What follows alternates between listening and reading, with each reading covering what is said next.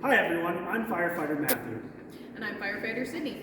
And we're here today to talk to you about smoke alarms. Smoke alarms are your first line of defense in case of a fire. They keep you safe by alerting you when there's smoke in your home. It beeps loudly to let you know that there's danger, and it's not enough to just have one. You need to make sure they all work.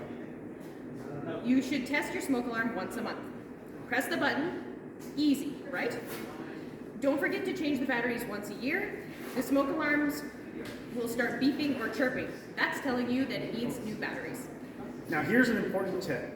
If your smoke alarm goes off when there's no fire, when you're cooking, don't panic. Just make sure you check for smoke. If you smell smoke or see flames, get out and call 911. Also, it's crucial to have a plan in case your smoke alarm goes off while you're sleeping. Make sure everyone in your family knows how to escape quickly and where to meet outside. Remember, a working smoke alarm can save lives. So test those alarms, change the batteries, and practice your escape plan. Together, we can stay safe.